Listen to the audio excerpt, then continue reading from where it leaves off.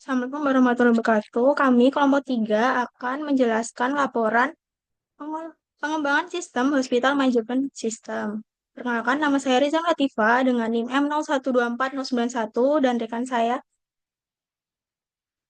Saya Ramadhani Manurohim dengan NIM M012401. Saya Zara Saya Mariza dengan Rianira NIM dengan M0124-001. saya Dika Rianira dengan NIM 012422.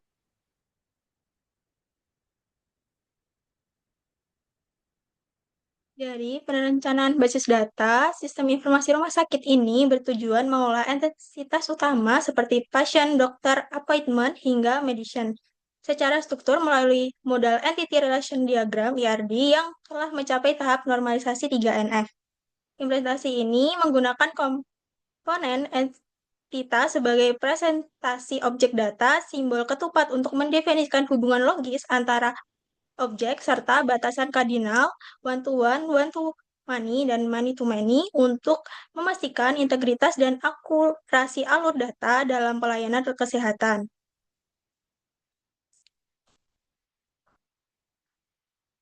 Hubungan antara entitas ERD berdasarkan gambar ERD yang tadi sudah ada, berikut adalah rincian hubungan antara entitasnya. Yang pertama ada dokter, departemen, hubungan departemen dengan dokter di mana satu departemen memiliki banyak dokter yang ahli di bidangnya. Kemudian hasil schedule, one to many menghubungkan dokter dengan jadwal. Satu dokter memiliki banyak jadwal praktik. Yang kedua, appointment, proses pendaftaran pasien ke appointment, relasi antara pasien dan janji temu, di mana satu pasien melakukan banyak janji temu untuk berbagai keperluan medis. Reschedule in, menghubungkan jadwal dengan janji temu, sehingga satu jadwal dokter dapat membuat banyak janji temu pasien di jam yang sama. Doc appointment, relasi antara dokter dan janji temu yang berarti satu dokter melayani banyak janji temu sesuai jadwalnya. Kemudian ke medical record, appointment record, relasi ini di mana satu janji temu menghasilkan satu rekam medis yang spesifik. Record pasien memastikan bahwa satu pasien memiliki banyak catatan rekam medis sebagai riwayat kesehatan mereka. Rekod dokter menunjukkan bahwa satu dokter membuat banyak rekam medis selama masa prakteknya. Kemudian rekod medens, relasi kompleks di mana banyak rekam medis dapat berisi banyak obat yang diatur melalui rincian dosis. Kemudian impediment care jika ada pasien yang rawat inap. Part impediment menjelaskan bahwa satu pasien dapat menerima banyak layanan rawat inap di waktu yang berbeda. Appointment room menunjukkan bahwa satu kamar dapat digunakan untuk banyak sesi rawat inap secara bergantian oleh pasien berbeda. Nurse assessment, money to money, relasi kerja di mana banyak staf perawat memantau banyak rawat inap yang diatur berdasarkan sistem shift. Baik, setelah model ERD tadi, kita model relasional. Model relasional adalah hasil transformasi ERD menjadi skema tabel. Siap untuk diimplementasi dengan pemisahan entitas data utama dan entitas proses untuk mencegah inkonsistensi data akibat perubahan proses. Lanjut. Selanjutnya adalah DDL atau Data Definition Language. Data Definition Language ini berupa kita membuat suatu database agar kita bisa mensimulasikan hasil dari ya itu tadi. Yang pertama pasien, kita membuat tabel pasien dengan di situ ada kolom pasien ID, first name, last name, dan kontak person. Dan yang menjadi primary key adalah pasien ID. Yang kedua adalah departemen. Membuat departemen dengan kolom berisi departemen ID, departemen name, dan building.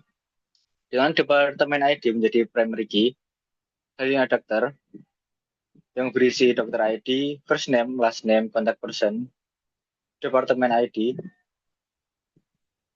Sebagai yang menjadi primary key adalah dokter ID dan departemen ID menjadi foreign key ke departemen ID, ke tabel departemen dengan kolom departemen ID. Selanjutnya adalah medicine yang isinya adalah medicine kode, name, terus phrase. Yang menjadi primary key adalah medicine kode, selanjutnya adalah staff yang berisi staff ID, first name, last name, habis itu role. Yang menjadi primary key adalah staff ID. Ini adalah nurse yang berisi staff ID, specialization. Terus yang menjadi primary key adalah staff ID. Terus staff ID ini juga menjadi foreign key ke staff ID yang di tabel staff. Ini adalah room yang berisi room kode, room number, dan capacity. Yang menjadi primary key adalah room kode. Lanjut. Ini adalah appointment yang berisi appointment kode, patient ID, department ID, dokter ID, appointment date, appointment time. Yang menjadi primary key di tabel ini adalah appointment code dan foreign key-nya ada 3, yaitu patient ID, department ID, dan dokter ID yang masing-masing merujuk ke tabel pasien, departemen, dan dokter. Selanjutnya medical record yang berisi medical record code, pasien ID, dokter ID, appointment code, diagnosis, treatment.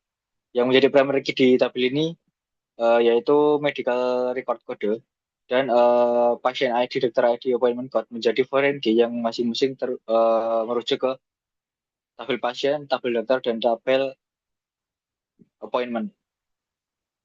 Akhirnya adalah medical record yang berisi medical record code, pasien ID, dokter ID, appointment code, diagnosis, treatment. Oke. Yang masing-masing foreign key-nya yaitu patient ID, dokter ID, dan appointment code. Jadinya adalah inpatient care yang berisi inpatient care code, patient ID, room code, assignment date. Lalu yang menjadi primary key adalah inpatient care code. Terus patient ID dan room code menjadi foreign key yang terhubung ke tabel pasien dan room. Lanjut.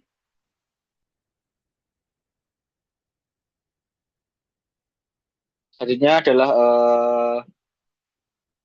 schedule atau jadwal dokter yang berisi schedule ID, dokter ID, day of week, start time, end time. Terus yang jadi primary key adalah schedule ID dan dokter ID menjadi foreign key yang terhubung ke tabel dokter. Lalu ada nurse assignment yang berisi assignment ID, staff ID, in patient care code, shift ya, yang menjadi primary key adalah assignment ID, terus staff ID dan in patient care code jadi foreign key yang terhubung ke tabel staff dan tabel in patient care.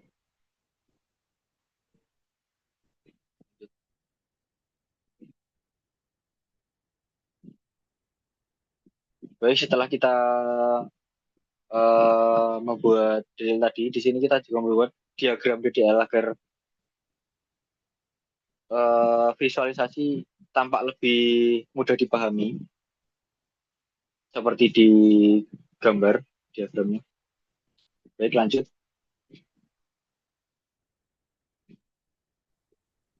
Selanjutnya ada data manipulation language. Nah, data ini tuh digunakan sebagai untuk mengisi data ke dalam tabel sebagai simulasi operasional rumah sakit agar relasi antar tabel itu dapat diuji secara nyata. Nah, di sini ada tabel pasien, yaitu dengan kita memakai insert into, terus pasien diisi tabel-tabelnya, terus ada departemen juga, ada dokter, medicine, staff, nurse, dan rooms yang diisi dengan data sebagai berikut yang ada di gambar. Lanjut. Lalu juga ada tabel appointment, lalu medical records, inpatient care, sama medical records medicine. Nah, itu juga diisi dengan menggunakan insert into, lalu diisi dengan data yang sesuai pada gambar berikut. Lanjut. Lalu selanjutnya ada dokter schedule sama nurse assignment. Itu juga diisi dengan data sebagai berikut yang ada pada gambar. Kemudian akan dilakukan demo dengan melakukan query pada database yang telah kami buat.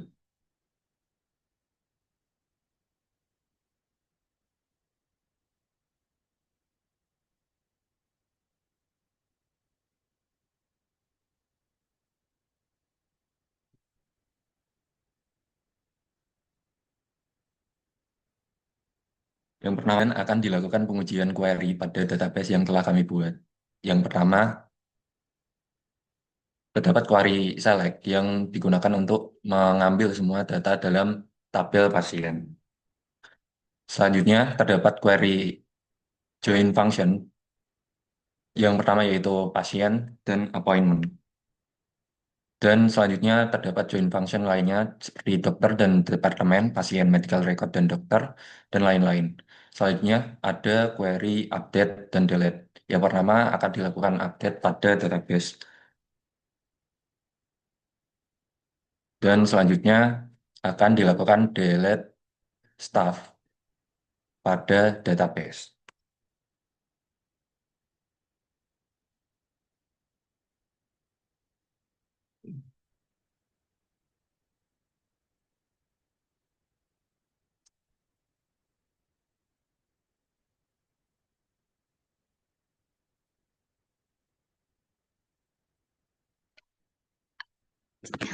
Jadi kesimpulan dari laporan yang telah kami buat itu, yang pertama, transformasi dari ERD ke model relasional itu telah berhasil memetakan proses bisnis rumah sakit itu secara akurat.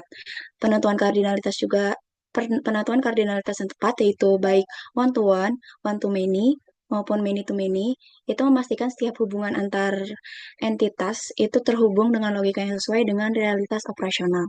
Yang kedua, implementasi DDL itu berhasil membentuk struktur tabel yang normal dan efisien. Pemisahan antara entitas utama dan entitas proses itu terbukti efektif dalam mencegah redundansi data melalui normalisasi serta menjaga konsistensi data dengan menggunakan batasan integritas seperti primary key, foreign key, dan check constraints. Lalu yang ketiga, pengujian DML itu menunjukkan bahwa sistem mampu mengelola operasional data dengan baik, di mana operasi pembaruan itu dan penghapusan data dapat dilakukan secara aman tanpa melanggar batasan konsistensi referensial antar tabel. Yang terakhir, sistem terbukti mampu menyajikan laporan yang komprehensif melalui pengujian query join, yaitu penggabungan tabel. Nah, struktur yang tabel-tabel yang terpisah ini terpisah-pisah akibat normalisasi itu dapat disatukan kembali dengan menampilkan informasi utuh dalam tampilan yang informatif. Sekian, terima kasih.